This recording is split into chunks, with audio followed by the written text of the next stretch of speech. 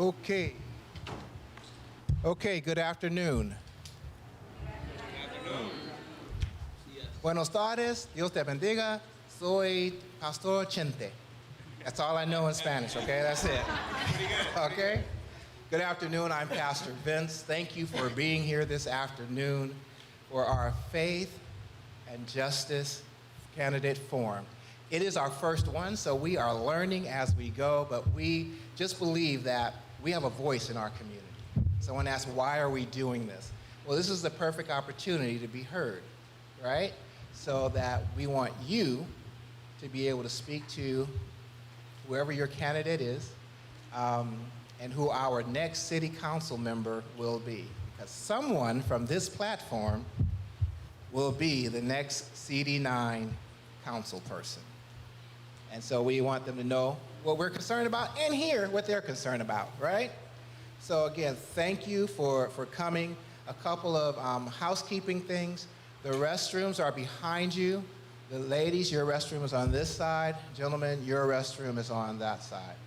We are also filming. This is going to be live, and it is on our YouTube channel, which is Zion Temple LA, and our Facebook channel, which is on Facebook YouTube is youtube.com/Zion Temple.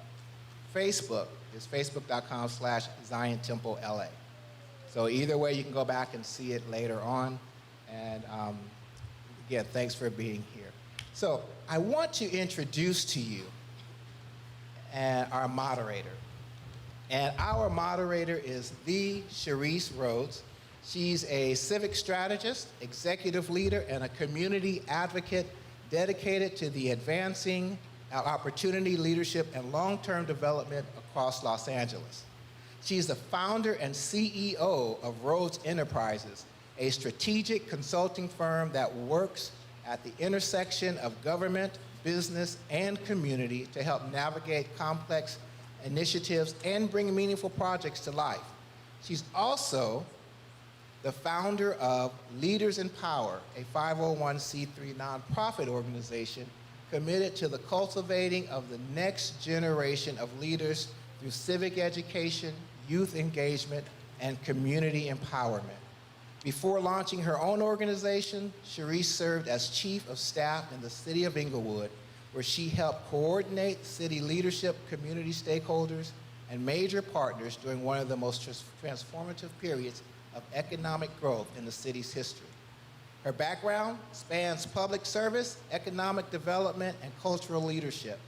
She previously made a notable run for the Los Angeles County Board of Supervisors in the 2nd District, demonstrating her commitment to regional leadership and community advocacy. She also has served as a governmental liaison for the 1500 Sound Academy, helping bridge the gap between public policy and creative economy to support emerging musical talent. Recognized for both her leadership and global presence, Sharice was crowned Miss USA Universe in 2023, reflecting her commitment to excellence, service, and representation on an international stage. Through her work in business, public service, and philanthropy, Sharice Rhodes continues to advocate for civil engagement, economic opportunity, and stronger communities throughout Los Angeles County. So let's give it up for our moderator, Ms. Sharice Rhodes. Again, thank you for being here, and let's get this show on the road. Pastor Holmes, thank you so much. Everyone can hear me clearly? Yes. Awesome. Thank you everyone for being here this evening and taking the time to engage in an important civic conversation and the future of Council District 9. Throughout today's forum, we'll be addressing several key issues that direct our community, including housing, public safety, economic opportunity, and investment in our youth and future generations. But before we move into those discussions, we want to give each of our candidates an opportunity to introduce themselves and to the community to share your vision on CD9. Each candidate will now have 2 minutes to deliver their opening statement. This is an opportunity for you to tell the community who you are, why you're running, and what leadership you believe you can bring to CD9. To ensure fairness and allow everyone equal time, we will be keeping the statement strictly to 2 minutes per candidate. My partner here, David, will be keeping the time for us. And when you hear the time signal, please begin wrapping up your remarks, or I'll cut you guys off and we'll go to the next person, so. All right, so let's begin with our first candidate. We'll start with Martha Sanchez. Good afternoon. My name is Marta Sanchez. I was born and raised in Jalisco, Mexico. I came to the United States following my mother's steps. She was an immigrant working in the garment industry.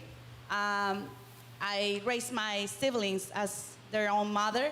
And when I reached the age, I came with my own family into the United States. I spent almost 20 years, over 20 years to become a citizen. But since day one that I came to South Los Angeles, I started organizing around the community, around environmental justice issues that are still prevalent in this community.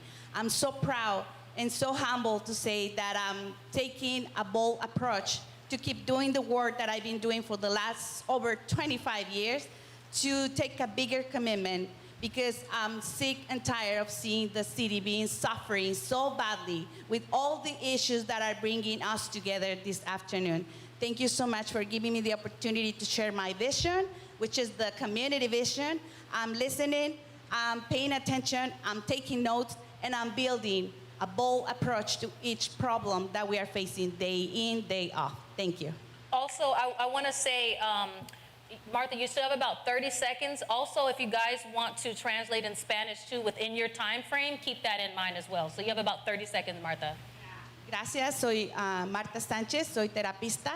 Soy una profesora en el Colegio Comunitario. I'm a therapist and a community college professor. Y estoy muy orgullosa de estar aquí haciendo el trabajo que he hecho desde los últimos 25 años y quiero continuar haciéndolo con ustedes, por ustedes y para ustedes. So, Jose Barte. Hey everybody, my name is Jose Ugarte. I was born in Mexico as well, just like Marta. My parents brought me here when I was 4 years old. I was undocumented till I was 17 years old.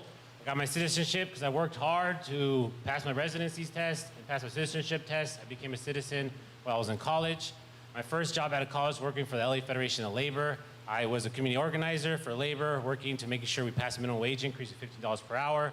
Then I got a job working for State Assemblyman Anthony Rendon, who represented South LA. I organized to ban lead ammunition in the State Assembly, which banned it, the first state in the United States to ban lead ammunition, which saved the California condor and made bullets harder to obtain, especially for South LA residents. We passed a water bond, a $7 billion water bond, the biggest water bond the state of California has ever passed. It brought clean water to southeast cities like South LA, Maywood, Compton, and now we have clean water to drink. Then I got a job working for Councilman Price. I've been working here for about 13 years. My first job working for Councilman Price, Community Outreach Director. I speak Spanish. I'm bilingual. I'm still bilingual to this day. My job was to communicate everything the council office did in Spanish to make sure that our Latino communities had someone to listen to, had someone to hear, and to find out what the city was doing for them. We also passed a minimum wage increase in the city of LA, $15 per hour. 4 years later, we passed a minimum wage increase for grocery workers, for hotel workers that I worked on. We passed the first immigration South LA office ran by Chirla, still to this day. 1,500 people got citizenship and residency because of it, and I'm proud to say because of me, I'm an immigrant, and our office pushed for that. For the last 3 months, I left the office to focus on my race. So thank you again for being here today. Thank you, pastors, for allowing us, and thank you, church, for being here.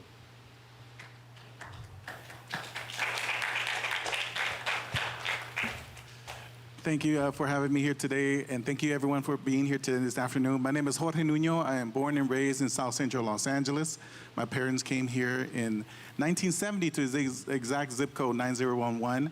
I raised my boys here. They're the age of 18 now. I started my business here, and I've never left. 20 years ago, I opened the big house. It's one of my proudest joy. And the Big House is one of those 3-story craftsman homes that I converted to a community center. We had different organizations operating from there, from helping young people being entrepreneurs to foster youth programs to cooking classes and creating master chefs to our urban garden and teaching young people how to be entrepreneurs. Oops, I repeat that. And also for the last, I'm running because if you drive down Main, drive down Figueroa, it looks like a third world country. Like it's embarrassing sometimes to see all the bulky items. We have people here who spend a lot of their time cleaning up streets. And it's embarrassing for me. I'm running because the conditions in our community are just criminal. I'm running because we need more representation. We need to hold the city accountable to the things that we deserve in our community. For far long, we have been ignored politically. Investments have not come to our community, but we've been resilient. I see all of you guys that have been living here in this community. We've been resilient, but we just don't need to be like that all the time. You need representation that's gonna come and listen and provide the resources that we are paying for. We're paying for city taxes. There's no reason why our lights are off for 8 months. There's no reason why we have mattresses on our streets. So we need to do more, and I'm here to hold the city accountable, not to protect it. Thank you.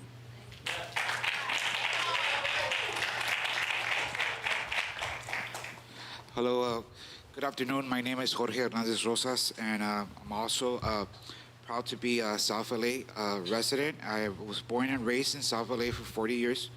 I'm 40. My birthday is coming up on in 2 days. I am a mental health therapist. I'm an educator. I work for ESL for LA Unified School District. And I'm also getting a doctorate in education at Cal State Dominguez Hills for leadership and justice.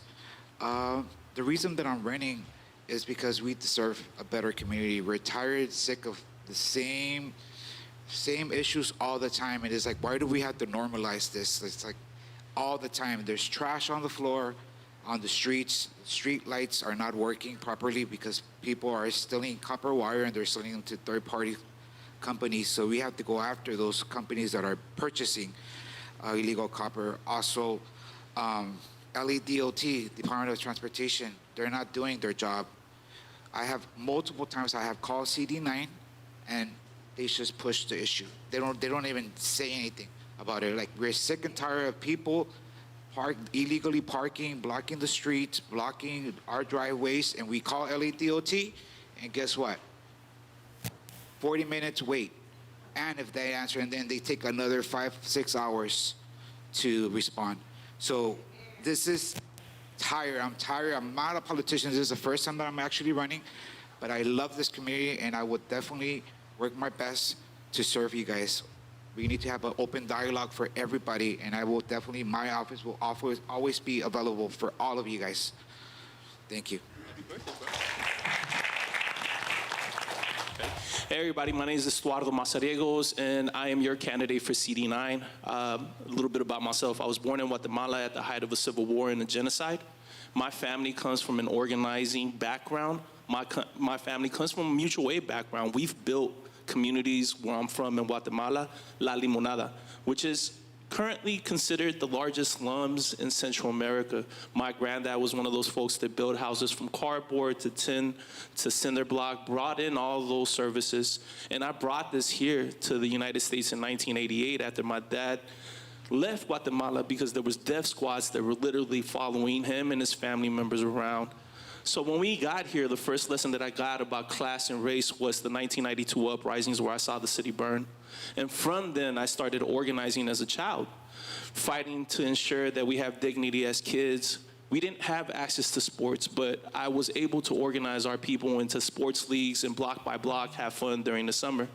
That continued on as an organizer here in Los Angeles when I was a part of ACORN, the Association of Communities Organized for Reform Now, where I fought against the illegal foreclosures that were devastating our communities here in Los Angeles. Black and brown folks' generational wealth was being taken from them because there was so much so much that they wanted to take from our community, and I fought back against that, held Wells Fargo accountable, ensured that there was a responsible banking ordinance to hold those folks accountable and really create that type of accountability.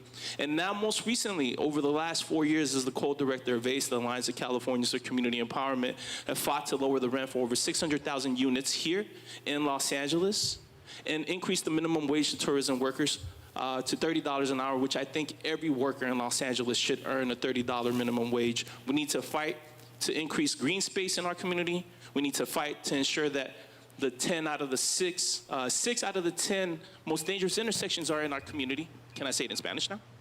You don't have time? Oh, just Yeah. wrote one thing. You Cuando got 5 peleamos, seconds. ganamos.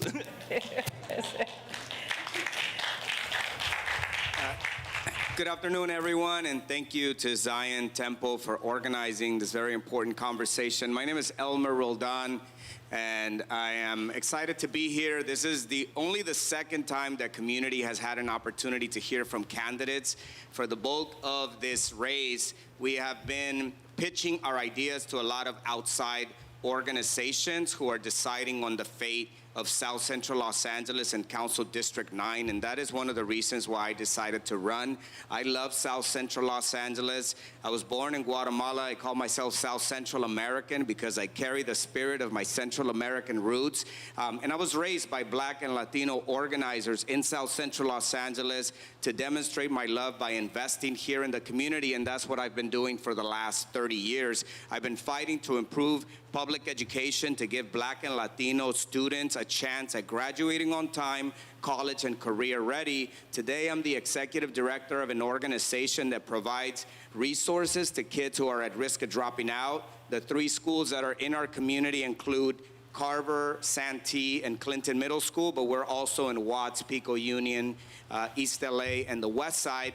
And I'm running because as a resident of Council District 9, I see every single day what the city affords other communities versus what they give Black and Latino residents here in our own neighborhoods. We have to walk through trash. We don't have enough green spaces. We need better quality food in our supermarkets. And we need to be treated like human beings who deserve the love and care that we know the city can provide for everyone, but they choose not to give it to us because we are a poor community, and so that is why I'm fighting. Muchas gracias por estar aquí con nosotros este día. Mi nombre es Elmer Roldan y estoy muy feliz de estar aquí con ustedes participando en esta conversación. Gracias.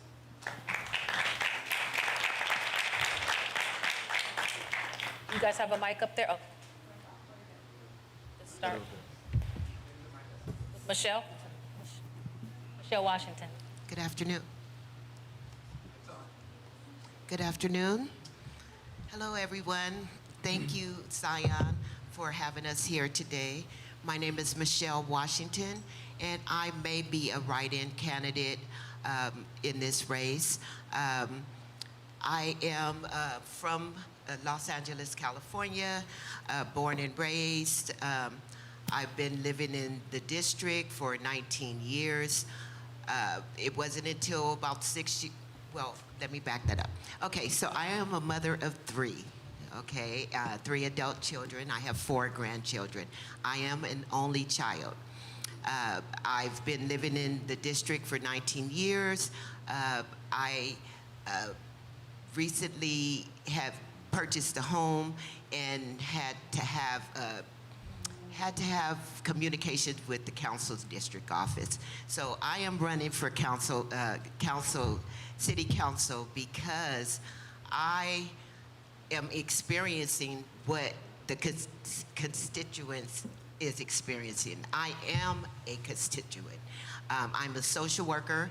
I currently work with the homeless population and in mental health, along with substance use. And I just feel the need. I'm affected by everything that's going on in District 9.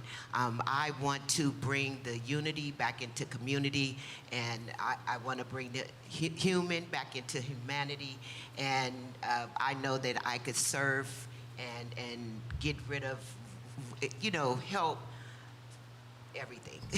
I mean, just make it, as you said, Jorge, it's like we're living in a third world country, and we have to stop that. We can't continue that. My apologies. I am nervous, so just forgive me. I'm nervous. Good afternoon. My name is Enrique Hernandez Garcia, and there's a quote that I would like to share from Andrés Manuel López Obrador, former president of Mexico. El poder solo tiene sentido cuando se pone al servicio del pueblo. Power only has meaning when it's put at the service of the people. My name is Enrique Hernandez Garcia. I am 19 years old. I'm probably the youngest one here. Thank you. I'm a son of immigrants. I'm a college student at Cal Poly Pomona. I'm not here looking for a career. I'm here because I refuse to watch our neighborhood get priced out at the very street that we have built for many years. I didn't learn about District 9 from a briefing folder. I learned it at the 55 bus line going to high school. I learned it at getting a dash to my middle school. I learned it at the Alameda Swamp Meet. I learned it at La Mexicana Market, many of those who shop there. Watching families like mine work 14-hour days just to keep up with rising rent. We're told that progress is coming to District 9. We see the big stadium projects and the arena expansion. But I ask you, who exactly is that progress for? Because while the skyline changes, our reality still stays the same. Our renters are one paycheck away from an eviction notice. Our street vendors are still being harassed while they're trying to provide for their families. Our parks like Ross Snyder's, where I learned how to play soccer, deserve more than just a cleanup program. They deserve real investment and safety. I know some say I'm too young, but it doesn't take 40 years of experience to see that our current leadership has grown comfortable with the status quo. I'm not a politician. I'm a resident. I'm a student who sees the neglect. I am the son of parents who are worried about the future. I'm a candidate who isn't backed by developers or the insiders. I am backed by the people of South LA.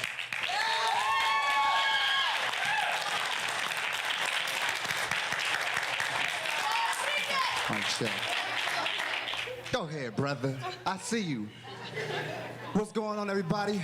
My name is Chris Martin, and I'm following in the footsteps of Gilbert Lindsay, the humble janitor who went from sweeping the floors of City Hall to becoming the first and longest serving black city councilperson in Los Angeles city history. I'm following in the footsteps of Rita Walters, the first black woman city councilwoman. And I'm following the footsteps of Tom Bradley. Y'all know who he is, the first black mayor in the city of Los Angeles, and the longest serving one. Born and raised in this community.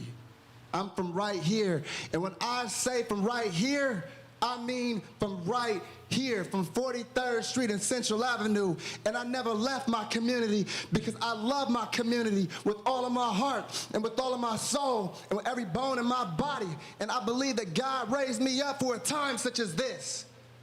From becoming from the east side to becoming a civil rights attorney and advocating for my people during the civil unrest after the George Floyd murder.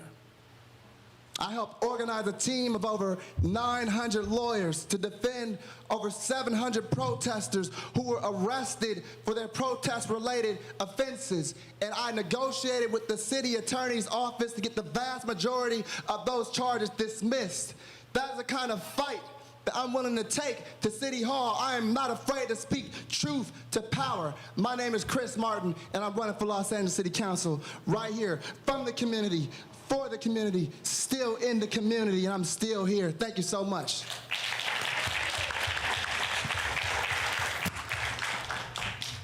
Mi nombre es Adriana Cabrera. My name is Adriana Cabrera, and I am running for City Council because I am tired of politics as usual. I was born and raised here on 48th and Compton. We're all neighbors. And I'm very happy to be here with you today because for many years, this is my third time running, I haven't seen so many people step up to lead our community. And so it's so beautiful to see us all here. Growing up, I was raised by costureras. They are seamstress workers that worked in sweatshops. They got paid 2 cents per piece they sewed together. And so we live in a 10-bedroom apartment. My first job was working in this in the Alameda swap meet selling shoes. I don't know if the microphone's working. Yeah, Yep, we okay. can hear you. And for me, it's unacceptable to see that the same conditions that I was raised in is happening to our youth. I got involved in politics because the police killed my loved one. And we didn't have the resources to advocate for us because of language barriers, because we didn't understand how the city works, but we knew the pain of what happens when we are not seen. And so I dedicated my entire life to making sure I created opportunities for young people like me. I helped over 4,000 students here from 90011 Black and Brown go to college. I helped build the Dream Research Center at LA Trade Tech. And I also work for the City Hall. And in there, I know that we have the money. They are $12.3 billion. Billion dollars. And we don't see that money here. And that's why I'm here, to make sure that we bring that money so that it can meet the community needs and not the corporate and the politics as usual. Thank you. Awesome.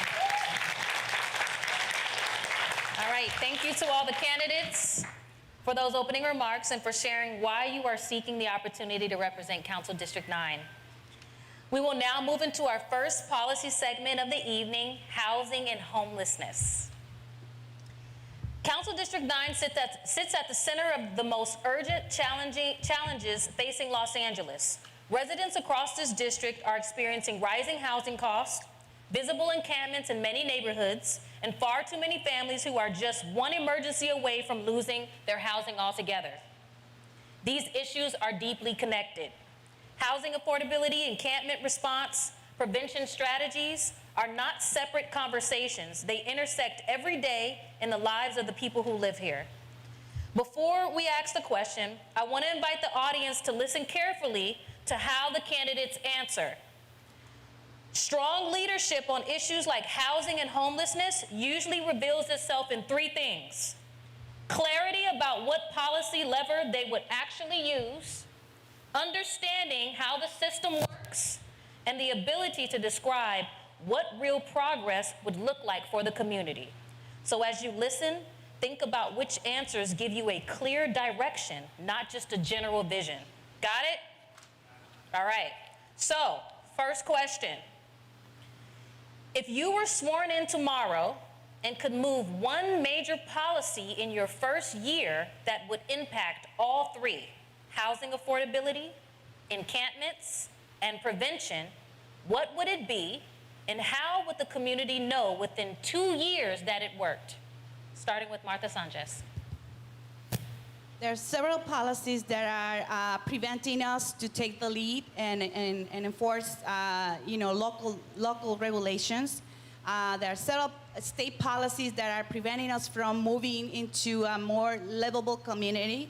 The Ellis Act and the Costa-Hawkins, they kind of prevent the city to be innovative, to prevent politicians to move forward to building more affordable opportunities.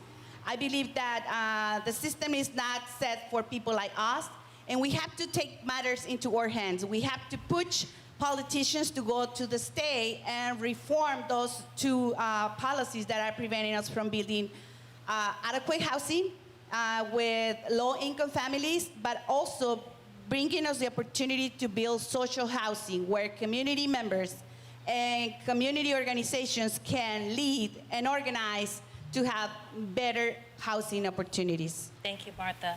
Please keep in mind, for this, we have 1 minute to respond. So however you leverage your time, whether at that 30-second mark you want to translate in Spanish, please do so. Jose? First thing, I would do an eviction moratorium. Right now, when the Trump administration is coming down our communities, they're raiding our homes, raiding our neighbors, stealing our families, and taking them to places they don't even know, they haven't seen in years. People are not going to work. People are afraid to pay their bills. People are afraid to do a lot of things, and evictions are coming. I see a lot of people that are telling me, hey, I can't afford to pay my rent because I didn't go to work for the last couple months because I was afraid of getting taken, even if I have citizenship or not. So the first thing I want to do, eviction moratorium. Quiero hacer un moratorio en evicciones. Ahorita Trumpas está robando nuestras familias, la gente tiene miedo de ir al trabajo, la gente tiene miedo de salir de las calles.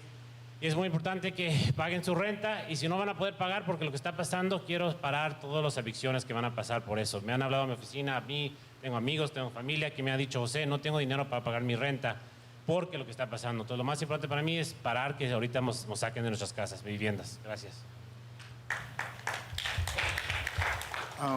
One of my main solutions for me is I have this philosophy of don't move, improve. And that comes also with the way we hire our office. From what I understand, the district office really lacks cooperation with the county. So I think for me, staffing is really important. If the staff is not working hard, is not really utilizing the resources, asking for research from the city, that's what I've heard consistently from District 9, that the district office is not requesting requesting resources. For me, is having a staff that is born and raised, not being born and raised, that live here, that knows the problems that are happening in our community, because no one else will have more interest of solving the homeless problem if we had people that live here that are also a part of the case management system. To me, is really focusing on that, and also creating a certification with LA Trade Tech where we could get case managers that could get certified and could be out there supporting those communities that need, that are very vulnerable, especially our houseless. Thank you. So it's really important that we, if I become elected, I will definitely I would approve the rental assistance and eviction program, prevention program. I will also provide a legal support and attendance for evictions, facing evictions. Also support rent control. We need rent control in our area. Also, for when it comes to homelessness, we have to. It's a big issue right there that we have, and there's a lot of nonprofit agencies that the city is supporting, but they're not being transparent with us. And we have to make sure that we audit these like Lasha, Hopkins. Those are the two main ones that basically they just house people, but they don't provide any mental health services. They don't provide any addiction services. They don't provide any service whatsoever. So we need results. We just not just talk. We just need results to prevent all this from happening. Yeah, so I've been on the front lines of the housing fight here in the city of Los Angeles as an organizer. I've actually fought during the pandemic to keep eviction moratorium in place, and for state-of-the-art tenant anti-harassment ordinance, for the resident protection ordinance. Time and time again, I've stood up with tenants here in Los Angeles, here in CD9, to ensure that the 70% of people that are considered tenants in CD9 have a voice. Unfortunately, the current council member refuses to take votes on the actual issues that impact his community. Just last week, there was a vote for right to counsel. There was a vote for Stay House LA where there was a recusal from the current council member. That needs to change, so I'll be voting on those. I'll make sure that I take those votes because our people are paying more than 30% of their income towards housing. Our people are living in the most overcrowded housing in the entire city of Los Angeles, in the entire country. And we need to make that change, and we need a council member that's dedicated to the people in CD9. My first priority would be to rezone Council District 9. We went from being primarily an industrial area, and our zoning laws are outdated, and we need to build more housing here in our community, especially mixed-use housing that has businesses at the bottom, so that we're able to support small-owned Black and Latino businesses. We need to transform all the empty lots in South Central Los Angeles that have sat vacant for decades and are an eyesore and could be transformed for better housing and better quality uses for us. I also want to attract more jobs and ensure that people in the community can benefit from those jobs so that we stop giving outsiders more money to build in our community. And then I also want to do more to concentrate wealth. I want to make sure that we have enough places for us to shop quality food, goods, and services here in South Central Los Angeles, because oftentimes we have to travel outside of the district or outside of the city, taking our money elsewhere except here where we need it most.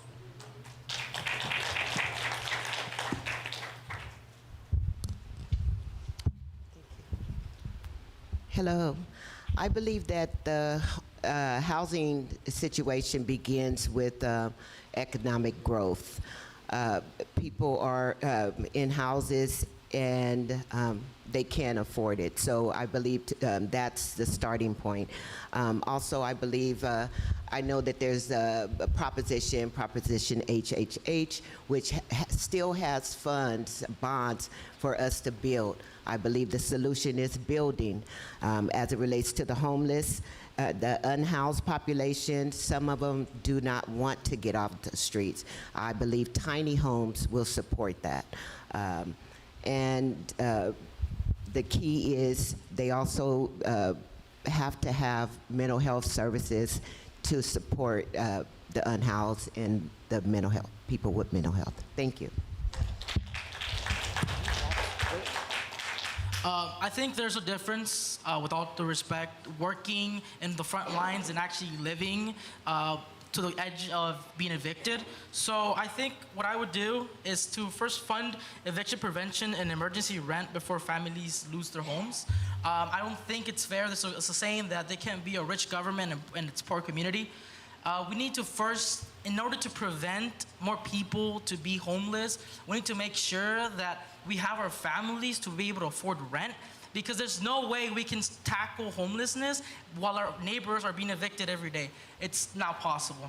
Entonces, mi solución es siempre vamos a prevenir que nuestros vecinos se salgan a las calles. No se puede tratar a la gente de la calle mientras no estamos tratando a nuestros vecinos.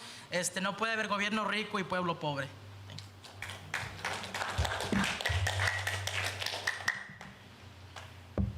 The first thing that I want to say is that the money is there to provide affordable housing to our constituents.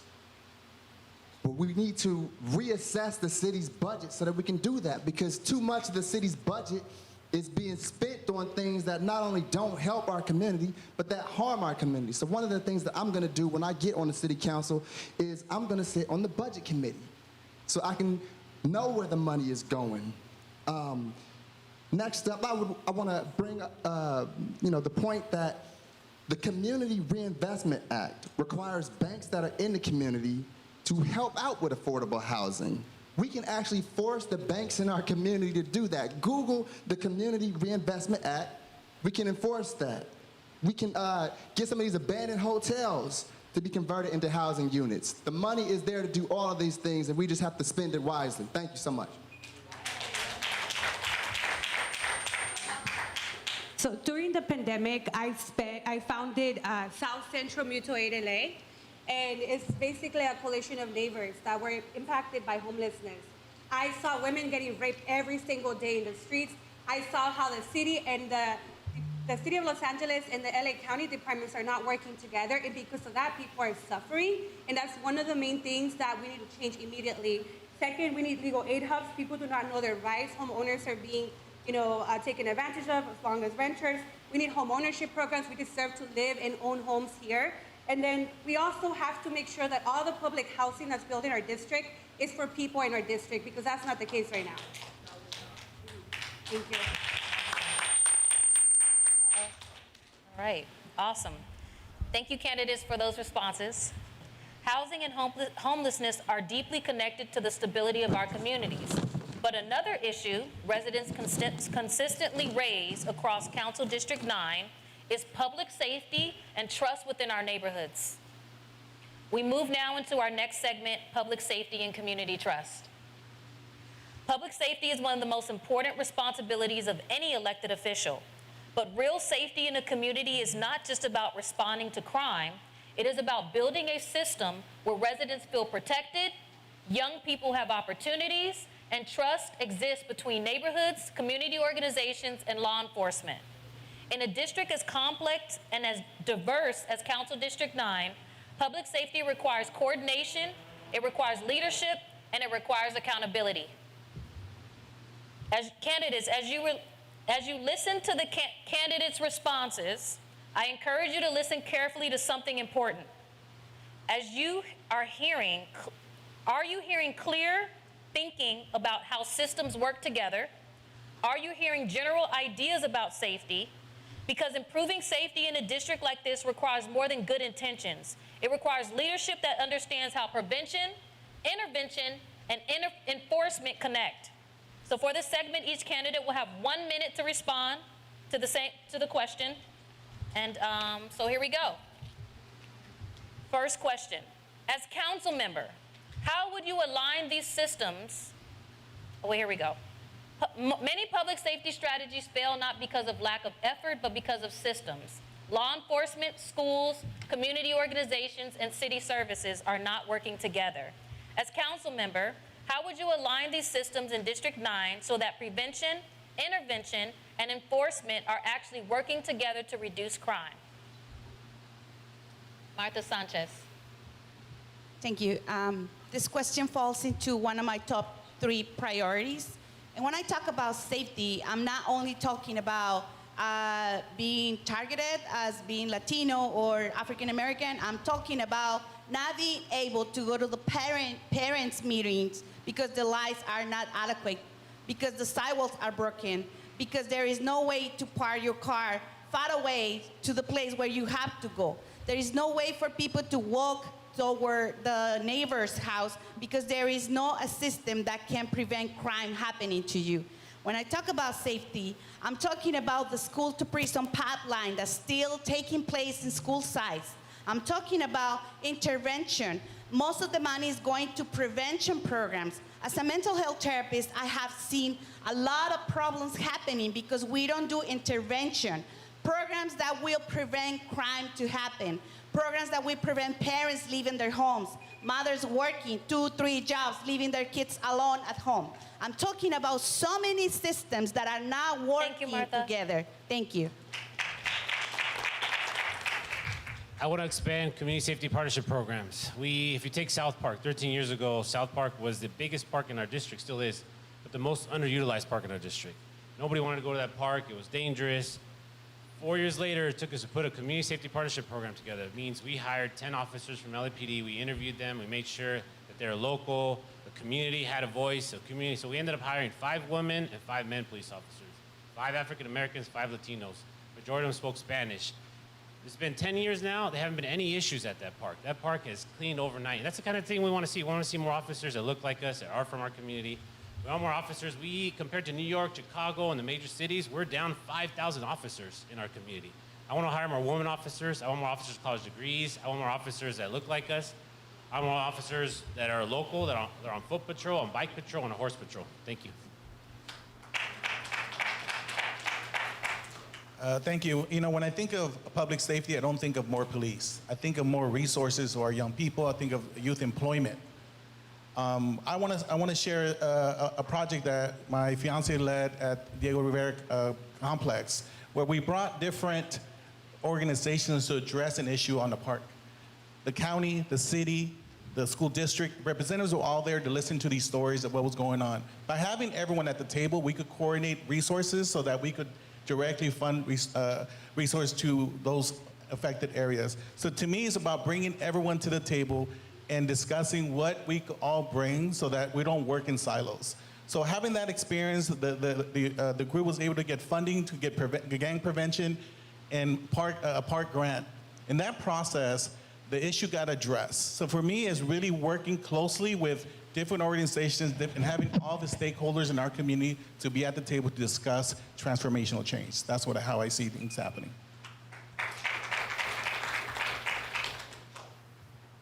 So public safety, it's not a luxury, it's a priority.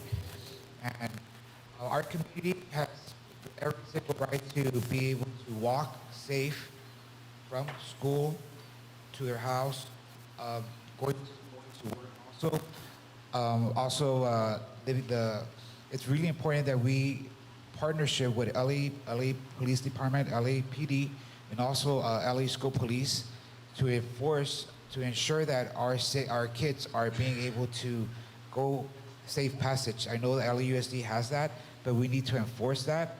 Working in partnership with LAPD and LA School Police, also with LAUSD. Also clean streets, working lights, enforcing illegal dumping. It's like we have learned to normalize that, and it's out of our hands already, and we need to fight back and regain our city back. Thank you. So out of the 10 most dangerous intersections in the entire city of Los Angeles, 6 of them are here in CD9. Just last year, I worked on a campaign down the street on Vernon and Wadsworth where a gentleman, Derek Serrano, was killed for walking to home from school, where we were able to win a crosslight there because the people organized and fought back. We need a holistic approach to public safety, making our streets safer, making sure that when there's a mental health crisis, there's an unarmed team of professionals showing up and talking to people to de-escalate. For far too long in our community, people that are going through a hard time, through a hard day, instead of getting somebody that's showing up to talk to them, to calm them down, to show them love and compassion, we have folks that show up with guns. And I honestly think that the LAPD doesn't want to respond to those calls. They don't want to show up, and there's better use of their time, and we need more community solutions that really put forth the voice of the people, the care for the people. So I've been organizing in South Central for over 30 years, and it's very rare whenever I go and talk to a resident and they ask for more police in order for folks to feel safe. What folks, in my experience, has been churches, nonprofit organizations, and people employed that stop bullets. That is what makes our community safer. I also believe that we need to hire more gang intervention workers, more unarmed crisis response experts to show up whenever the community needs our support the most. But we also need the city to invest in green spaces for us to have recreational activities, for folks to feel like they are welcome in their own city, where they can build community, and for all of us to feel proud to walk our own neighborhoods. We need the lights to come back on. We need sidewalks to be fixed. We need trees to be trimmed. And we need for the city to demonstrate that they love us, because we know that we love this city. It doesn't always feel like the city loves us back.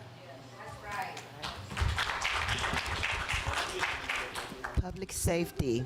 I believe that public safety, working with the community leaders or the community, as well as religious institutions and city officials, should come together and provide, and the police department, and work on prevention for the youth, but more so, I think that, I believe that the lighting and the infrastructure is really a safety issue.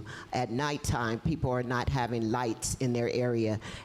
That is a real potential issue. But I believe also, as it relates to the youth, we should be able to bring back programs for the youth and opportunities for the youth to prevent them from going towards drugs and gangs. So thank you. Public safety isn't just about adding more police officers so we can feel safe. Public safety also is about making sure there's no illegal dumping. Shout out to Joe from One LA Clean, who's here today.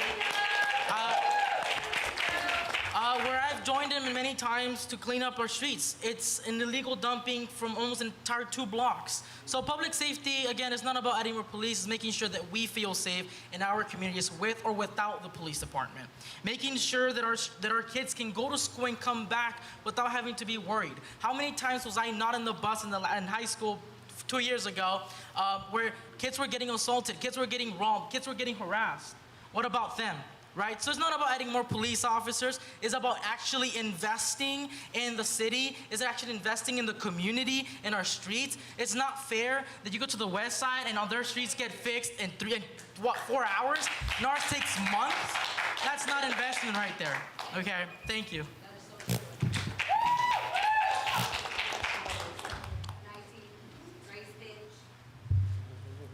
I think like most of us up here, I know that the police don't need more funding. But what we need as a community is we need to give our youth things to do. I will create a job training center on Central Avenue that specifically trains our youth up in technology. We need to have funding for gang interventionist groups like United We Stand Up, like Ceasefire, like GRID.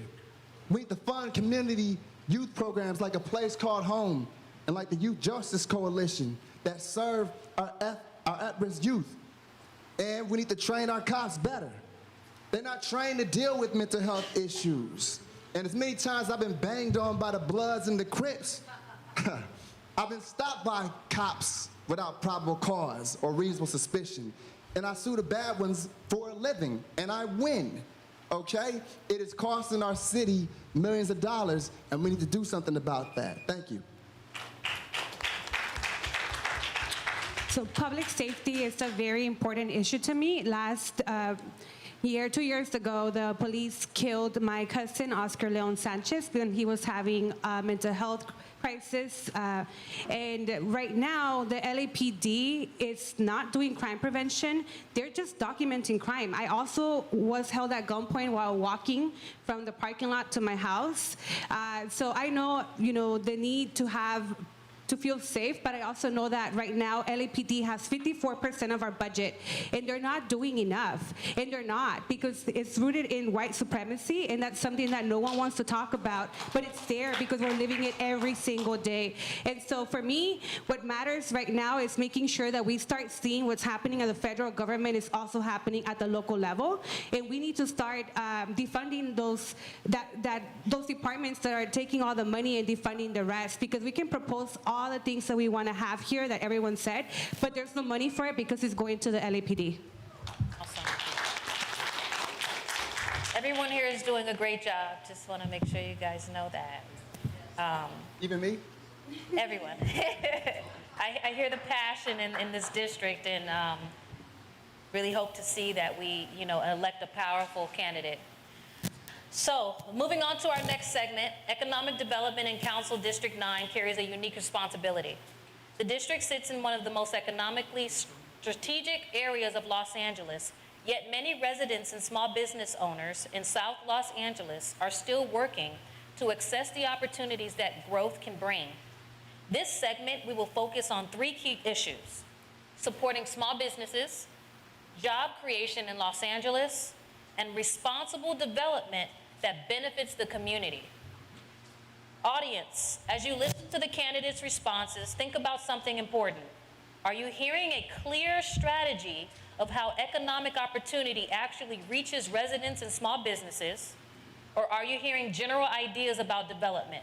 Because real economic leadership requires understanding how investment, policy, and community opportunity connect. Council District 9 sits at the intersection of major investment, development, and community need. As council member, what structural change would you implement to ensure economic development in District 9 is simultaneously supports small businesses, creates jobs for residents in South Los Angeles, and ensures responsible development that benefits the community rather than displacing it? Marta. Within my first 10 days, if I get elected, I'm going to review all the contracts that this current administration has been done to make sure that they haven't signed anything that displaces people. Any development that encourages transit-oriented development has to be reviewed because they only offer affordable opportunities to people that are considered rich. I'm gonna make sure that community members have a say in any single development project along any major corridor. I want to encourage small businesses to be part of those developments as well, because the only way that we are surviving right now is because we are little entrepreneurs going to the stores, going to the sidewalks every weekend. We see people selling things because they need to survive. I want to make sure that those empty lots are redeveloped and improved for community members that can wanna raise their kids with their own business. So I wanna make sure that every single person in this community have an opportunity to thrive, not to survive, to thrive. If you go on Zillow, if you look at the cheapest apartment to rent in the city of LA, it's here in our Council District 9. If you look at the cheapest house to buy in the city of LA, it's here in Council District 9. For the last 13 years that I've been working here in the city, I think we've done a good job. If you look at Boyle Heights, rents have tripled. You look at Echo Parks, quadrupled, quintupled. Highland Park is just out of control, but South LA has kept it pretty steady. everything that we've built in. And when a developer wants to come to South LA, we ask them for a bunch of things. We ask them for community benefits, we ask them for local hire, we ask them for affordable housing. And when you keep it that way, the developers that want to make money and profits, they leave. They say, I don't want to build in South LA. And the ones that do want to work with us stay. You have developments like the LAFC Stadium. I worked on that personally 8 years ago. LAFC Stadium came and wanted to build it. I had protesters in my office every day. Jose, it's going to displace us, it's going to displace us. So we're going to have a community benefits component, which means that every time LAFC has a game, those benefits come to the city coffers. Every time LAFC has a game, 50% of those jobs have to be local. If you go to the stadium right now, 50% of the people working at the stadium look like us, and they're from our community. Thank you. Thank you. I think I'm the only one here that is a small business owner. My vision for economic development is 3 areas.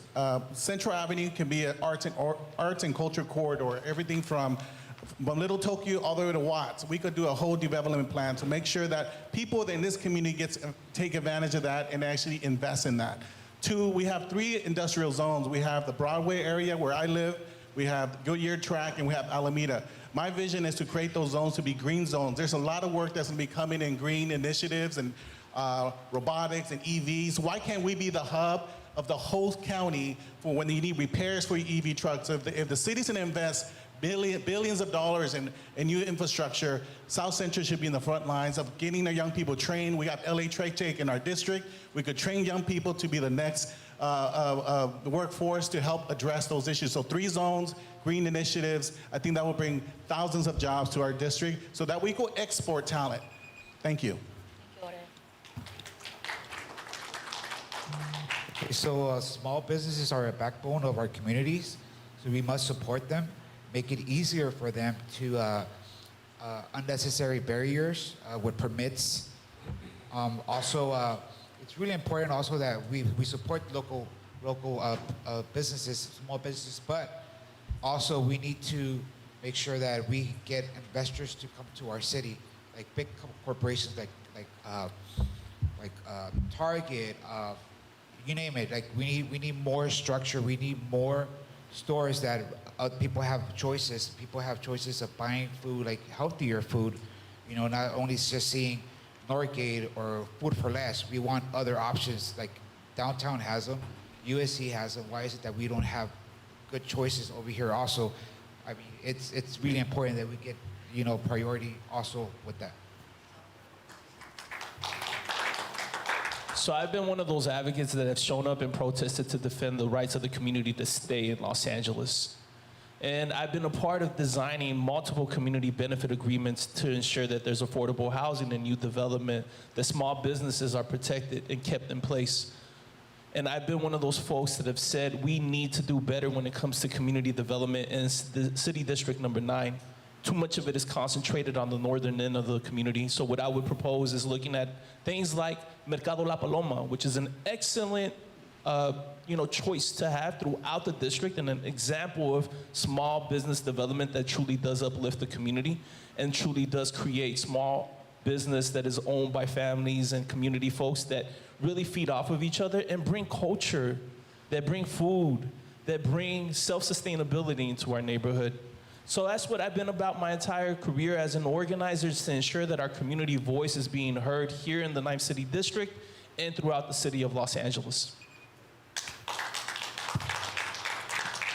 Council District 9 is one of the most inequitable places in Los Angeles because when you look at what's on the northern end, we have LA Live, we have the Convention Center, USC, Expo Park, and all the stadiums. And then you have everything south of King, which is where the real people live. And what we experience is that we know that the city does a lot to give corporate tax breaks to developers. We know that the city has fast-tracked luxury building and has stalled affordable housing here. And so we need to demand that more dollars be saved and set aside from the Olympics and all these world events to invest in Black and Latino-owned businesses. I would give local businesses tax breaks the same way that we do with corporate partners to help them grow, grants, and other resources to help local businesses understand how to grow their businesses here in the community in exchange for them hiring and supporting more services here in our own backyard.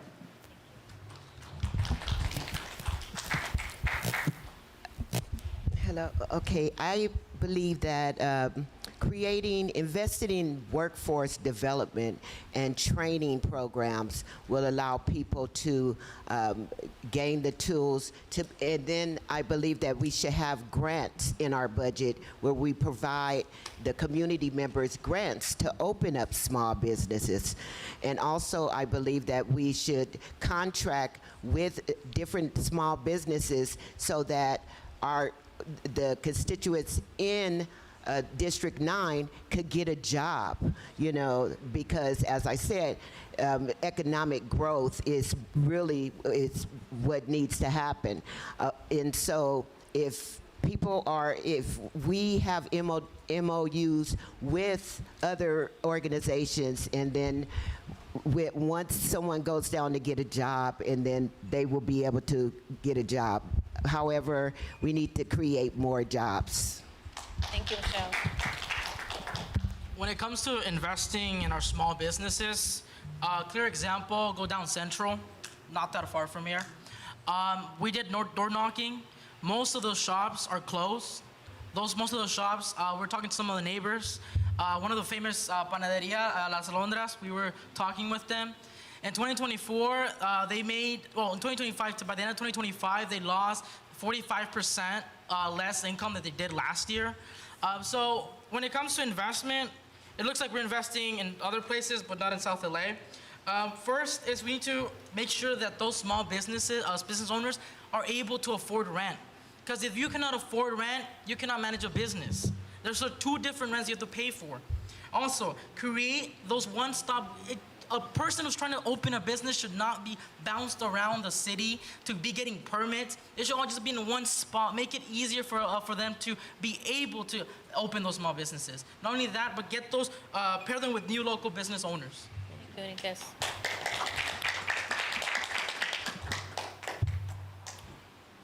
First and foremost, I believe that we have got to revitalize Central Avenue. This used to be the hub of urban culture in the city of Los Angeles. This used to be the place where people like Cab Calloway and Duke Ellington and Ray Charles used to perform, and they would sleep here and eat here because they couldn't go and sleep in Hollywood where they was performing at. They had to come over here to the east side and sleep on Central Avenue at the Dunbar Hotel, right? And once a year, we celebrate our community's rich history with the Central Avenue Jazz Festival. Nobody talks about the future of Central Avenue. I will bring Central Avenue back to its former glory and then some. The entertainment and cultural hub that it once was. We will bring great restaurants back and a movie theater. We will bring grants to small business owners so that people won't have to travel west to have a good time. We will make Central Avenue the place to be. We will bring revenue to our community, for our community. Thank you. Thank you, Chris. So District 9 has the highest poverty in the whole city, but we also have the youngest people. We have a lot of talent, but we do not have economic opportunities. Right now, the city has 65,000 city jobs, and 80% of them are going to people who do not live in LA. Let that sink in for what that means for us. And so for me, I also look at the small businesses being erased, and it's all coordinated. A lot of them do not have commercial tenant protections, meaning that landlords can raise their rents and they cannot say anything because they don't have protections. So I would change that by bringing protections to them. And I will also make sure that our small businesses are registered in the city vendors list, because all this economic development is not being invested to our community because we're not registered in the city as vendors. And that's something so simple that I've registered a lot of businesses here, and many of them have used that income to expand their businesses and be able to hire people in our community. So those are my priorities, to put South Central families first in economic development, but also in the city workforce. Thank you. All right, now it's when it gets a little fun. We're now moving into one of the most important parts of today's program, is hearing directly from the community. So the goal of this segment is to make sure the voices and priorities of the community are part of today's conversation. I am very overwhelmed with all of the questions I have in front of me from our audience here. This is amazing to see the community engagement that we have today. Absolutely.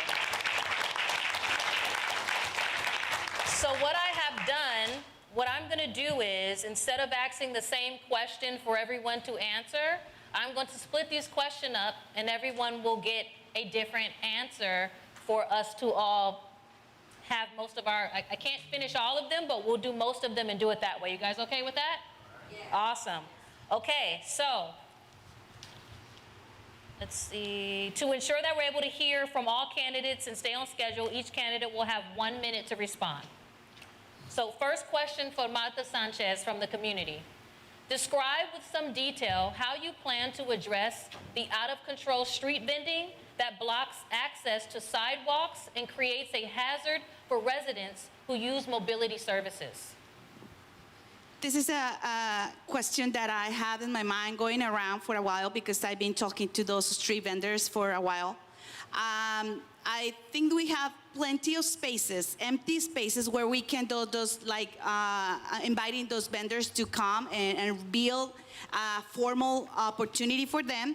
We unfortunately are losing the Swamits that are very welcoming for our community, and we can build some kind of structures where they can go and have an opportunity to sell the products in very strategic places where they can now block the sidewalks that are not located across the street or in the public space where they are blocking community members to transit with safety measures. So I think that we have a lot of opportunities to redevelop the community, to utilize those empty lots, and having the opportunity to train those street vendors to have adequate products, high quality products, and have safety measures for everyone.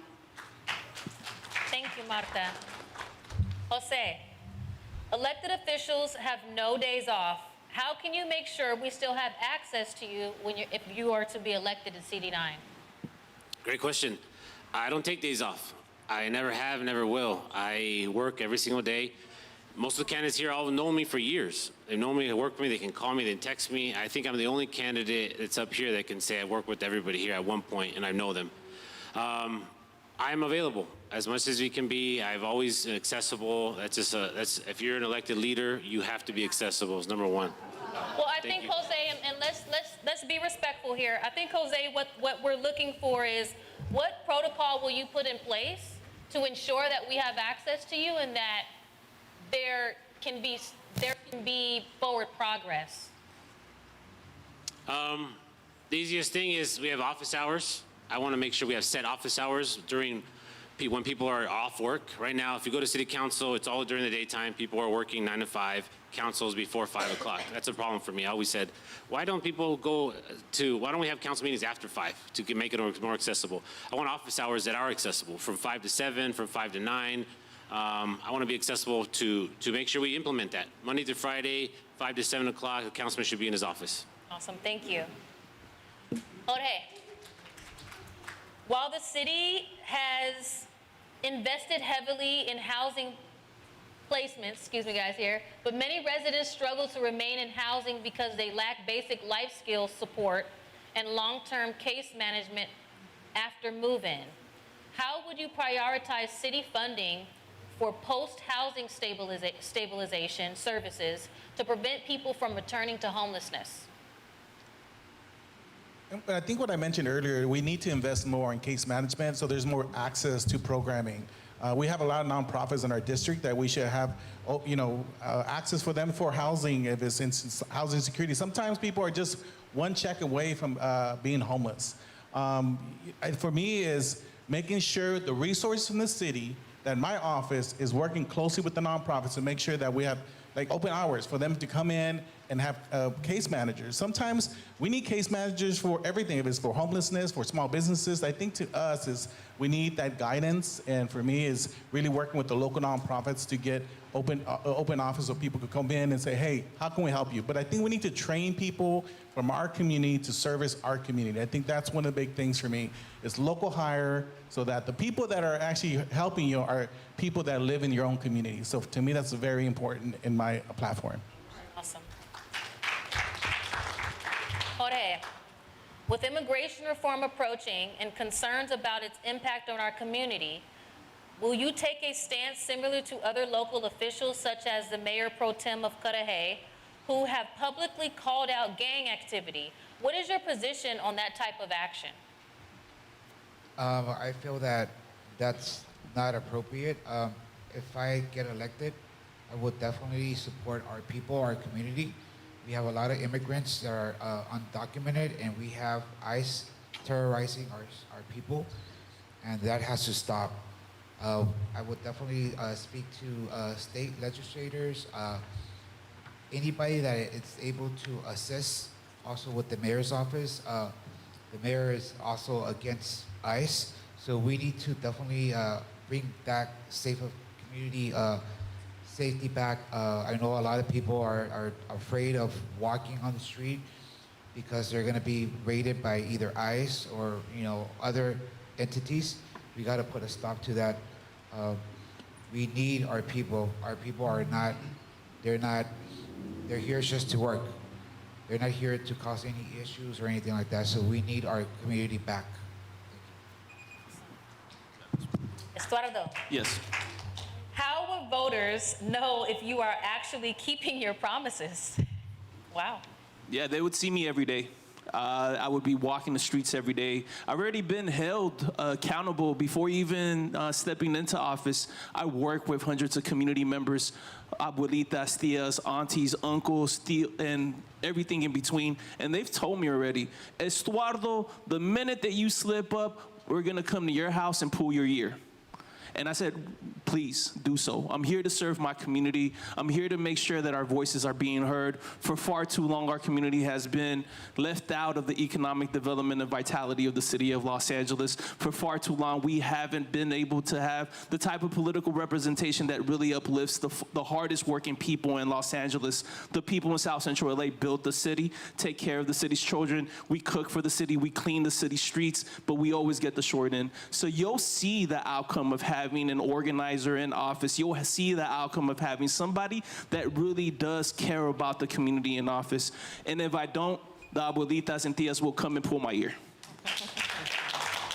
Awesome. Elmer, with the Olympics on their way and CD9 is being one of the areas hosting some events, how will you ensure the community is benefiting from this event? And will you be giving resources or creating a pathway for resources for the community? Yeah, we have to demand that the investments that are coming to Los Angeles as a result of the investment make it east of Grand and south of King. Because right now, our businesses are being left out, our community is being left out, and the city is focusing on 2 weeks. We need to focus on the next 20 years. We need to make sure that our roads get fixed. We need to make sure that the businesses in South Central Los Angeles are the ones that are actually making money, and they're the ones that are going and catering the spaces. But more importantly, we need to make sure that the state, the city, and the county don't forget about our part of the city. $100 million just went to Expo Park to continue renovating that area.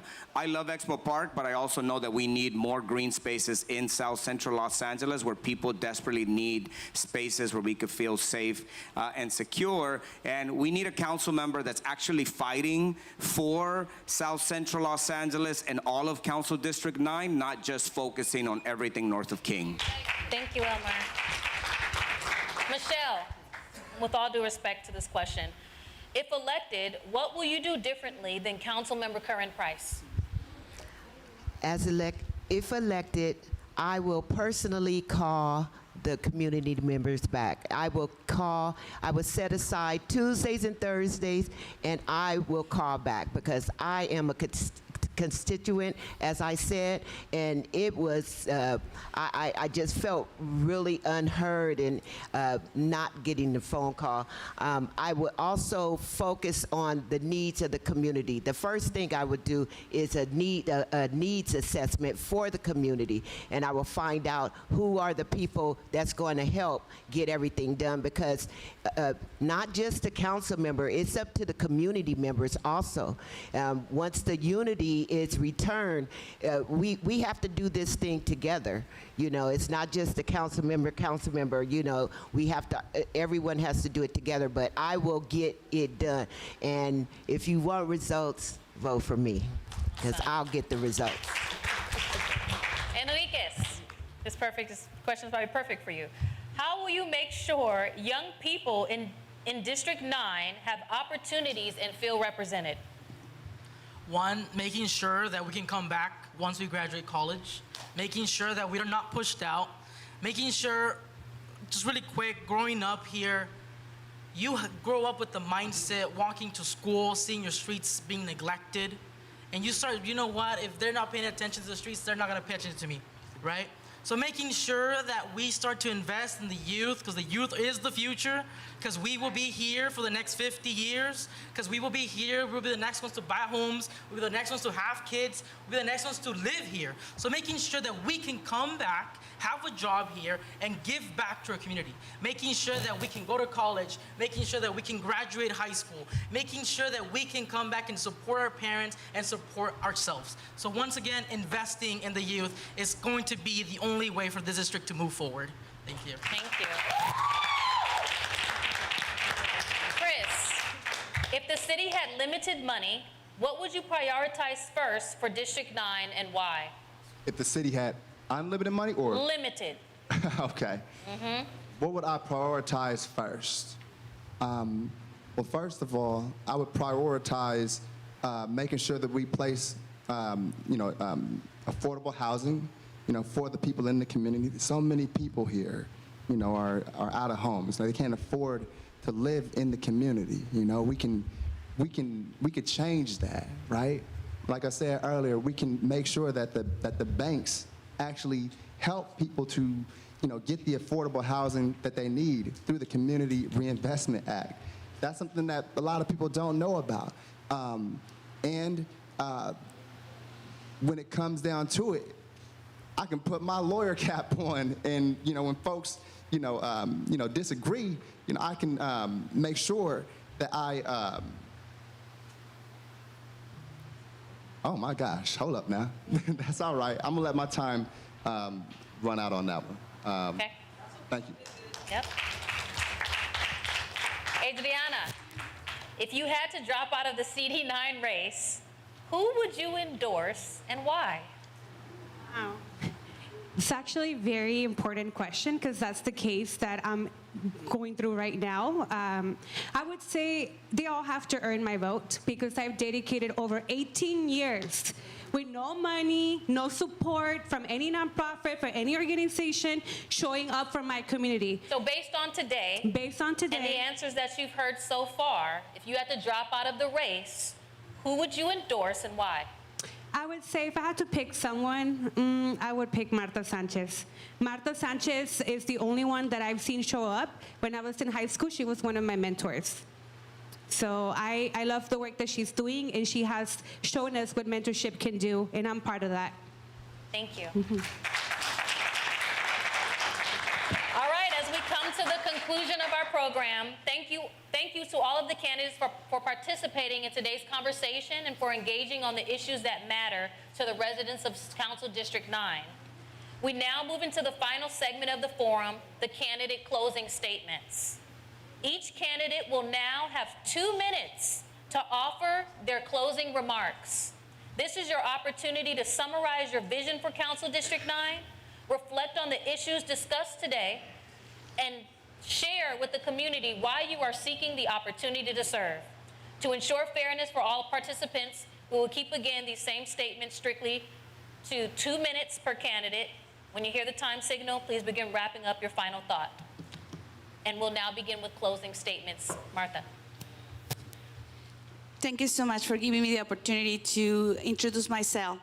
I'm a Brazilian wife, mother, and grandmother. I learned to take care of others since I was 8. I raised my siblings as my own children. And when I came to this country, I never shied away from hard work and commitment. And I'm not walking away from the commitment, even if I'm not elected. I'm running because I know this land. I have walked the road without cameras, sometimes without publicity, sometimes with my heart wide open, crying to get the resources that this community needs to thrive. I listen to people. I have felt their struggle. I'm running because I have seen my people suffering, living with fears, day in, day off. I see my people tired, broken, traumatized, and emotionally exhausted, as I am right now. And I'm following my inner voice that is telling me to step up, organize, and help. I'm running to serve my people with a very deep purpose. This is our land. This is our fight. And I want to amplify our voices because I am one of yours. Thank you. First, thank you everybody for coming. Really means a lot that everybody shows up. That's the first thing we have to do. My name is Jose Ugarte. I'm running because I want to do a lot of things. First, I want to build a train down Slauson. I want to, from South Central to Venice Beach. I want a train to bring our communities together so we can take public transportation anywhere we can go in the city. We don't need cars. We don't have the highest asthma rates. We can take that pollution down, and we have parking spaces. A lot of people, number one issue they tell me is there's nowhere to park. As you can see, I think the parking lot just filled up. I want a public health department in the city of LA. Other cities, major cities, Long Beach, Pasadena, have a public health department. We don't have a public health department. That's ridiculous. I want that public health money to come straight to our communities, address the mental health crisis that we're having here. 25% of people that are homeless have a mental health issue. They're aggressive or they have warrants for assault or battery. They shouldn't be on the streets. I have a 3-year-old daughter that I cannot take on the streets. I want them to mental health services to make sure that they're off the streets and the care that they need. I want the Olympics to come pay for housing. I want the Olympics to come pay for business improvement districts. I want the Olympics to come pay for public safety. I want our emergency services to be fully funded. I think I saw a firefighter walk in here. I want to make sure they're fully funded, and I want to make sure that they have all the necessary tools that they need to make sure that they service our community. South LA has the highest crime rates in the city of LA, has the highest firefighter issues in the city of LA, and we don't have the services that we need. So my name is Jose Ugarte. Thanks again for everybody coming. Have a good one.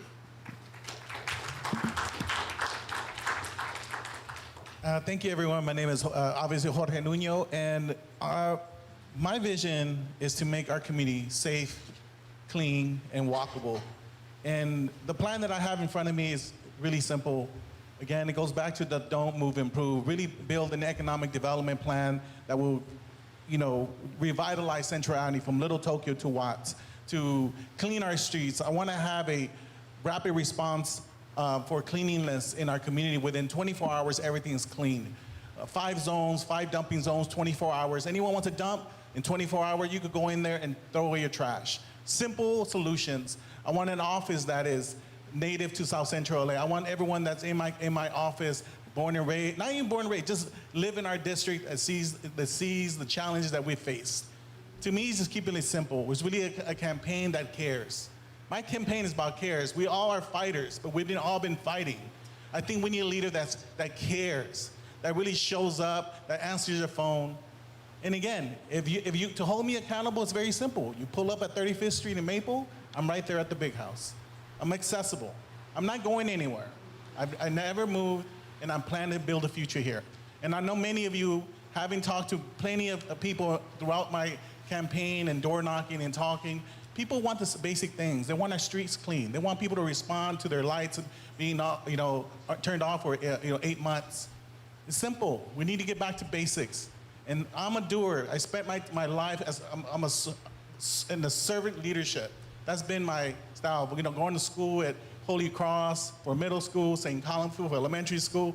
I adopted that servant leadership, and I'm gonna take that into my office and deliver on what you want. I'm tired of not being listened to, but I will listen, and I'll be there to hold the city accountable and bring it home. Thank you. Guys, thank you for being here. It's a very touchy subject, but why is it that we have to normalize walking our streets with illegal dumping, trash everywhere, street lights turned off all the time because people are stealing copper wire? Why is it that we have to normalize walking and seeing graffiti on the walls? Why is it that we have to normalize the Figueroa prostitution, which I live 2 blocks away? And we have 61st Street School, 68th Street School that have to deal with that every single day. And what is the district doing? They're not doing absolutely nothing to help the safe passage. So I do believe that we need to work on that immediately. It's like if LA Sanitation doesn't want to do their job, then we have to hire a third-party company, which they do it in downtown LA. They have their own security, they have their own company, fashion district, I think something like that. Why is it that we don't have those resources here? If something gets illegally dumped, they pick it up right away. It's like we have to hold the city accountable for all these actions. It's like, why is it that we have to normalize? It's really bad. It's also mental health. We need mental health. We need resources. We need a better solution for this. We have Hopkins, LASHA. We need to really look into those agencies and try to get better resources, better results. Mental health, rehabilitation services, homelessness. We got to get homelessness off the streets. We have to provide transient homes, tiny homes also. LADOT not doing their job. Retire LAPD. We need community policing. Thank you, everybody, for showing up today. Again, my name is Estuardo Mazariegos, and the 9th City District is the future of Los Angeles. We're the youngest council district in the entire city of LA. We have the most economic activity in the entire city. We welcome the world into our community through LA Live, through the Expo Park, through USC. And you look south of those communities, you look south of from that northern part of our community, and you see there's a tale of two cities. There's 37% of our children that live in our 9th City District that live below the federal poverty line. We have the most overcrowded housing in the entire country. We have, out of the 10 most dangerous intersections, 6 of them here in CD9. That needs to change. And my plan is to change that by increasing our civic participation, by getting our folks involved. There's over 250,000 people that live here in CD9. In the last election, less than 20,000 people voted. In the last election, the current council member is sitting here with less than 8,000 votes. That's a shame, and that needs to change. If we're able to shift the power in the city of Los Angeles and center the people in the 9th City District and create a city that's built in our image, that's built in the image of the worker, that's built in the image of black folks here, and that's built in the image of the immigrant folks here, that's built in the image of the people that live in CD9, the entire city will do better. I truly believe that when we work towards having the most powerful district in the entire city, we'll see the type of city that will reflect our values as people, that will center our voices as people. So that means increasing the minimum wage, lowering the rent, making sure there's more park space here in CD9, making sure that the streets are complete, making sure that tenants have the protections they need to stay housed, and making sure that people that are living on the street, our homeless brothers and sisters, get the services that they need to be able to help themselves and get off the street. So Council District 9 deserves a leader that shows up with integrity, that is ethical, and that actually responds to the people. And we've severely lacked that type of leadership in this district for a very long time. There's corruption, there is unethical behavior, there is misusing city funds in order to advance political agendas, and that is what we need to change. I am a father of 2 boys that I've raised here in South Central Los Angeles. I myself went to John Adams Middle School and King Elementary School. I am a product of Black and Latino residents who believe that South Central deserves better. I have the support of Mayor Karen Bass, Council President Marquise Harris Dawson, and Assembly Member Sade Elawari. I'm also an executive director who is investing in young people today because I believe that young people deserve the same opportunities that we award to other parts of the city. We also need a leader that is not going to defend the city's inept attitudes and investments when it comes to South Central Los Angeles. We need a leader that is going to demand from the city community the same level of care, love, and support that we see them provide the West Side and more affluent neighborhoods. I've never accepted from the LAUSD or from Los Angeles City Council or from the county or from the state that we don't deserve the same level of investments as everybody else. I've organized alongside Black and Latino residents my entire life since I was 13 years old. I am 46 years old today because we know that whenever they say no to us, they're saying it because we are poor Black and Latino communities. And I've learned from civil rights leaders that we have to organize because the power is in the people. We deserve better quality housing, more jobs for us here in the community, green spaces, and love for us as people. Thank you. Wow, I have to follow that. Thank you. Okay, so District 9 is rich in culture, strength, and resilience. But far too long, our community has been underserved and overlooked. So I'm running for city council because I believe that every resident deserves safety, dignity, and an opportunity to thrive. I'm a representative. I have experienced firsthand a lot of things that's going on in District 9. I have been evicted. I have been homeless and things like that. So I believe that every person deserves a chance, and I think if people have better, they would do better. One of my main priorities is beautification. Okay, as everyone said, it doesn't make sense for us to go west of Western, and they're living affluent lives, and we have to walk over trash and around things. So, as District 9 City Council member, I will make sure that the trash is picked up in because I drive and I see trash there for 2 weeks, 2 weeks, and then I see more trash. And as it relates to the unhoused population, the encampments, I see an encampment, and first it's one tent, and then as it goes on, it grows into a whole condo. And then I believe that we shouldn't allow for those encampments to stay there. We should dislocate them as soon as it begins, because once they stay there for such a long time and accumulate things, we have to consider their dignity and worth as a person as well. So we can't just remove them from that, but yes. I'm gonna stand up for this one because, sorry, I feel that you guys need that respect, and you guys deserve that respect from stand up. Before we all go tonight, we're gonna go home. Really just think about what you heard today. Not only that, but look at your street. Look at that street light that has not been fixed. Look at that crime that is still happening, and look at the neglect that you're still receiving. I am tired of living in a district where corruption has become something that we can accept and normalize.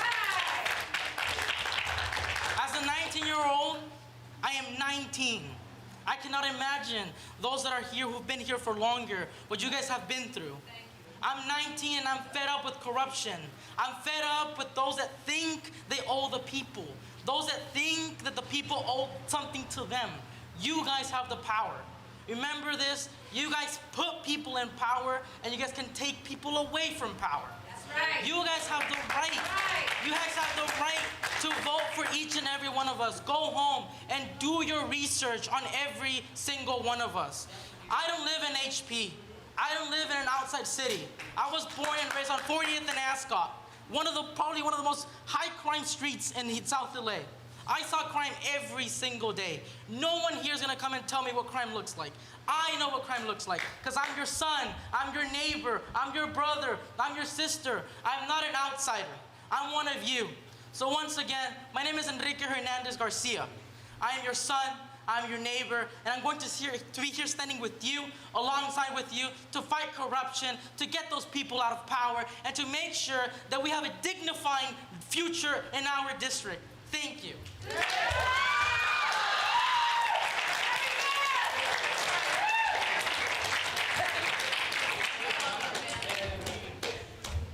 Chris?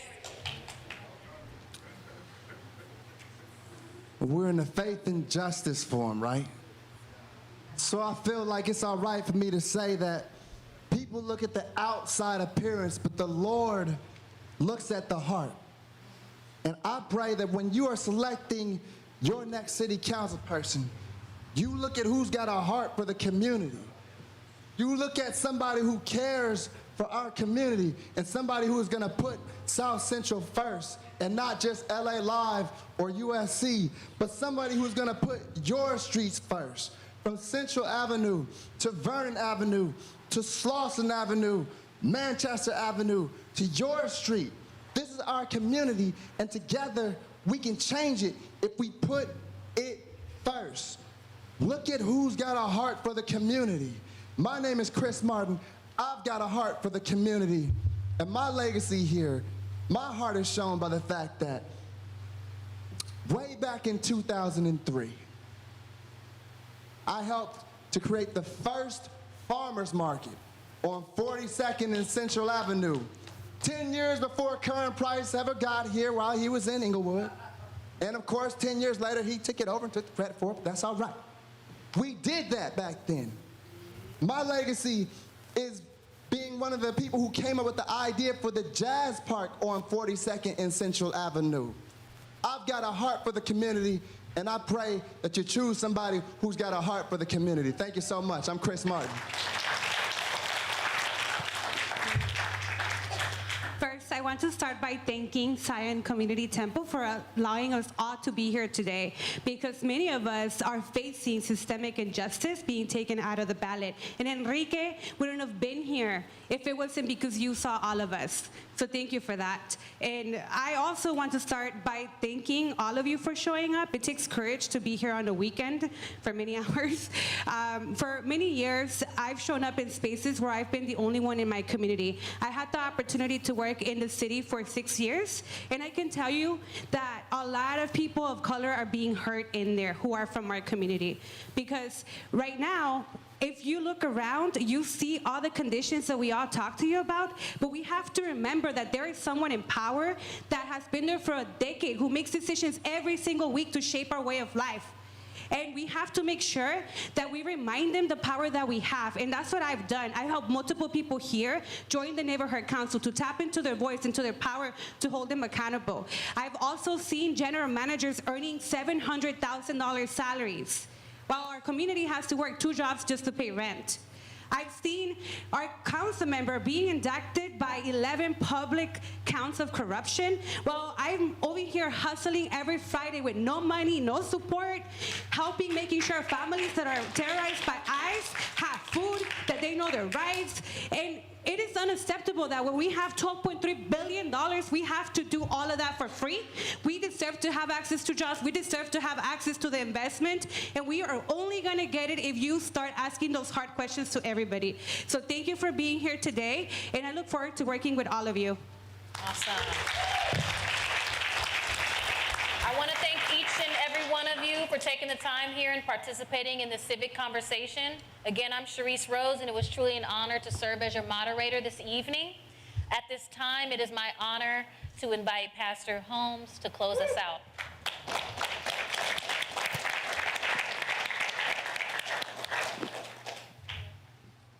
Again, thank you, thank you, thank you.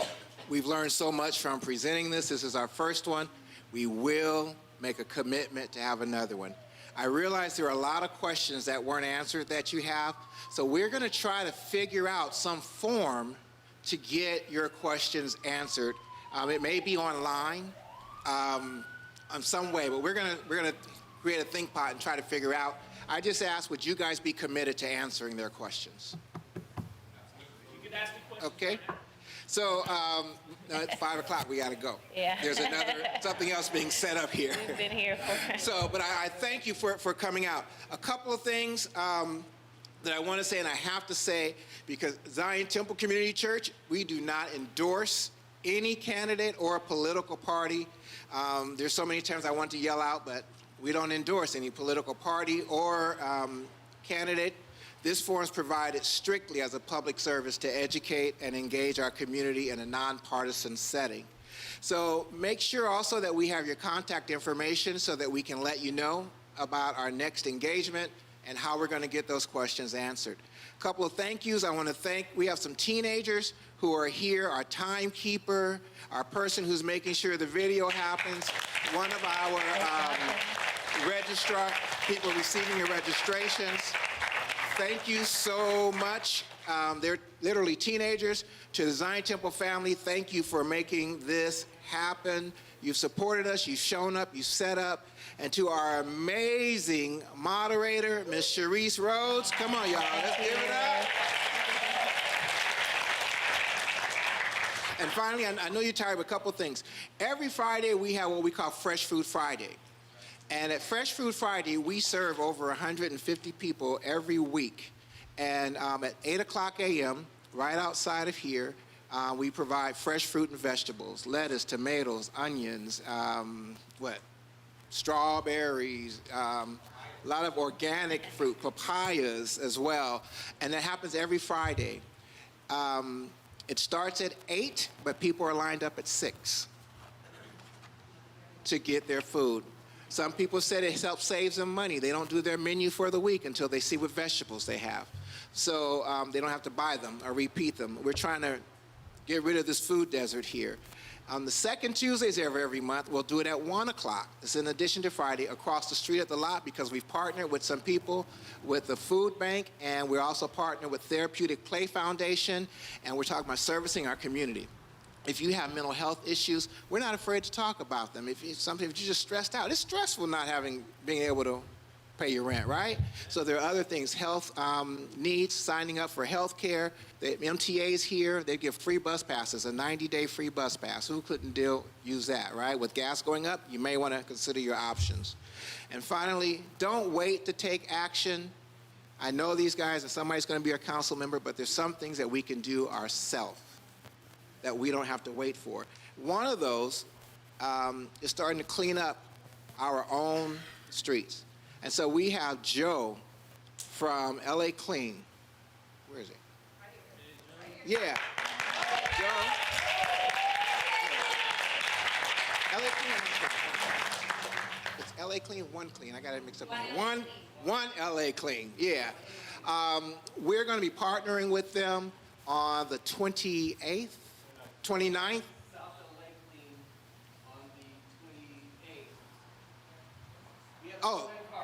Oh, I'm all mixed up. Okay.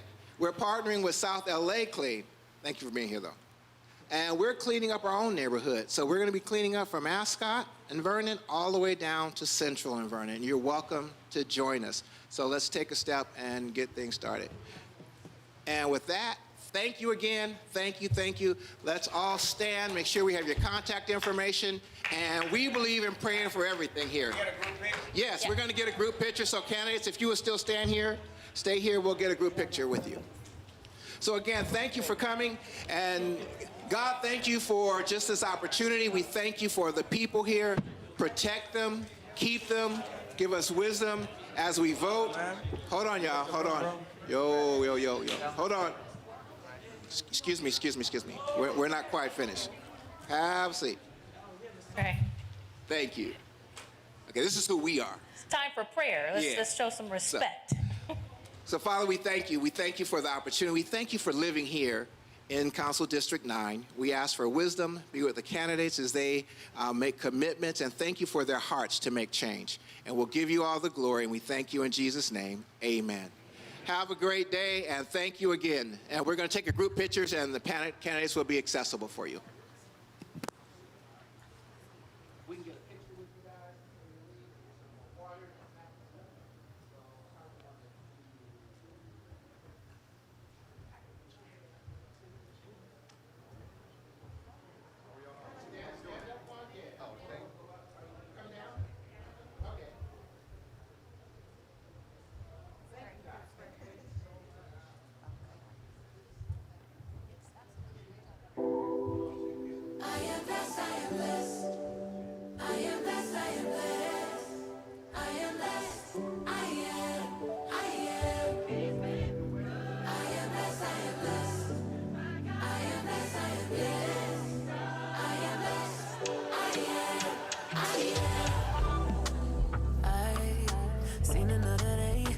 another breath in.